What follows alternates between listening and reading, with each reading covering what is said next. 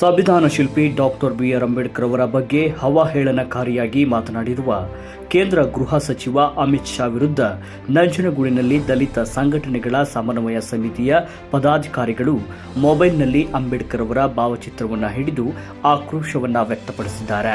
ನಂಜನಗೂಡು ನಗರದ ಪ್ರವಾಸಿ ಮಂದಿರದಲ್ಲಿ ದಲಿತ ಸಂಘಟನೆಗಳ ಸಮನ್ವಯ ಸಮಿತಿಯ ಅಧ್ಯಕ್ಷ ಮಂಜು ಶಂಕರಪುರ ಅಧ್ಯಕ್ಷತೆಯಲ್ಲಿ ಮಾಧ್ಯಮಗೋಷ್ಠಿಯನ್ನು ನಡೆಸಲಾಯಿತು. ಈ ವೇಳೆ ಮೊಬೈಲ್ ಫೋನ್ನಲ್ಲಿ ಅಂಬೇಡ್ಕರ್ ಅವರ ಭಾವಚಿತ್ರವನ್ನು ಹಿಡಿದು ಕೇಂದ್ರ ಗೃಹ ಸಚಿವ ಅಮಿತ್ ಶಾ ರವರನ್ನ ಸಚಿವ ಸಂಪುಟದಿಂದ ವಜಾ ಮಾಡುವಂತೆ ಕಿಡಿಕಾರಿದ್ದಾರೆ.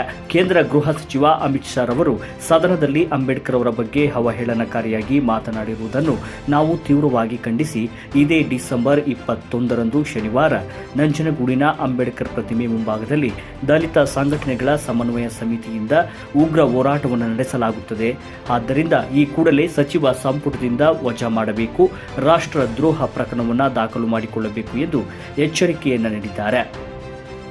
ಈ ಸಂದರ್ಭದಲ್ಲಿ ದಲಿತ ಸಂಘಟನೆಗಳ ಸಮನ್ವಯ ಸಮಿತಿಯ ಅಧ್ಯಕ್ಷ ಮಂಜು ಶಂಕರಪುರ, ಗೌರವಾಧ್ಯಕ್ಷ ಗೀಕಹಳ್ಳಿ ಮಹದೇವಸ್ವಾಮಿ, ಉಪಾಧ್ಯಕ್ಷ ರಾಜಶೇಖರ್, ಕಾನೂನು ಸಲಹೆಗಾರ ಬೊಕ್ಕಹಳ್ಳಿ ಮಹದೇವಸ್ವಾಮಿ, ಮಾಧ್ಯಮ ಕಾರ್ಯದರ್ಶಿ ಹನುಮನಪುರ ಜೆ ಮಹದೇವಕುಮಾರ್, ಸಂಘಟನಾ ಕಾರ್ಯದರ್ಶಿ ಹರದನಹಳ್ಳಿ ರಾಜೇಶ್, ಹಿರಿಯ ಹೋರಾಟಗಾರ ದೇವರಸನಹಳ್ಳಿ ಮಹದೇವಸ್ವಾಮಿ, ಮೂಡಹಳ್ಳಿ ಮಹದೇವ್, ಬೆಳಲೆ ಮಹೇಶ್, ಉಸ್ಕೂರು ಸಿದ್ದರಾಜು, ಮರಿಸ್ವಾಮಿ, ನಿಖಿಲ್ ಹಾಜರಿದ್ದರು. ಯಾವುದೇ ದೇವರು ಕಾರಣದಲ್ಲ, ಅಂಬೇಡ್ಕರ್ ಅವರು ಕೊಟ್ಟಂಥ ಸಂವಿಧಾನ. ಹಾಗಾಗಿ ಇವತ್ತು ಸಂವಿಧಾನ ಇಲ್ಲದಿದ್ದರೆ ನೀವು ಗುಜರಾತ್ನಲ್ಲಿ ನೀವು ಗುಜರಿ ವ್ಯಾಪಾರ ಮಾಡಬೇಕಾಗಿತ್ತು ಅಂತ ಹೇಳ್ತಾ ಈ ಸಂದರ್ಭದಲ್ಲಿ ನಿಮಗೆ ಇವತ್ತು ನಾನು ಹೇಳ್ತಾ ಇದ್ದೀನಿ. ಹಾಗಾಗಿ ಕೂಡ ನಿಮಗೆ ಅವ್ರನ್ನ ವಜಾ ಮಾಡೋಂಥದ್ದು ನಿಮ್ಗೆ ಪವರ್ ಇದೆ. ಹಾಗಾಗಿ ಈ ಕೂಡಲೇ ನೀವು ಅವ್ರನ್ನ ವಜಾ ಮಾಡಬೇಕು. ಹಾಗಾಗಿ ನಾವು ಈ ಮೂಲಕ ನಾವು ನಂಜನಗೂಡು ತಾಲೂಕು ದಲಿತ ಸಂಘಟನಾ ಸಮನ್ವಯ ಸಮಿತಿ ವತಿಯಿಂದ ನಾವು ಈ ಮೂಲಕ ತಮಗೆ ಹೇಳ್ತಾ ಇದ್ದೀವಿ.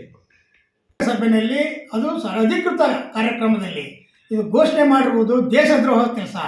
ಹಾಗಾಗಿ ಅಮಿತ್ ಶಾ ಅವರನ್ನ ಕೇಂದ್ರ ಸಚಿವ ಸ್ಥಾನದಿಂದ ವಜಾ ಮಾಡಬೇಕು ಅಂತೇಳಿ ಈ ಮೂಲಕ ನಾವು ರಾಷ್ಟ್ರಪತಿಗಳಲ್ಲಿ ಮನವಿ ಮಾಡ್ತಾ ಇದ್ದೇವೆ. ಇದೇ ಕಾರಣದಿಂದ ಅವರ ವಿರುದ್ಧ ನಂಜನಗೂಡು ತಾಲೂಕು ದಲಿತ ಸಂಘಟನೆಗಳ ಸಮನ್ವಯ ಸಮಿತಿಯ ಅಡಿಯಲ್ಲಿ ದಿನಾಂಕ 21/12/2024 ಶನಿವಾರ ಬೆಳಗ್ಗೆ 11 ಗಂಟೆಗೆ ಡಾಕ್ಟರ್ ಬಿ.ಆರ್. ಅಂಬೇಡ್ಕರ್ ವೃತ್ತ ನಂಜನಗೂಡು ಅಲ್ಲಿ ನಮ್ಮ ಸಮಿತಿಯ ವತಿಯಿಂದ ಒಂದು ಉಗ್ರವಾದಂಥ ತೀವ್ರವಾದಂಥ ಹೋರಾಟವನ್ನು ನಾವು ಕೈಗೆತ್ತಿಕೊಂಡು ಕೇಂದ್ರ ಸರ್ಕಾರದ ಮತ್ತು ಅಮಿತ್ ಶಾ ಅವರ ವಿರುದ್ಧ ನಾವು ಒಂದು ಪ್ರತಿಭಟನೆಯನ್ನು ಮಾಡ್ತಾ ಇದ್ದೀವಿ.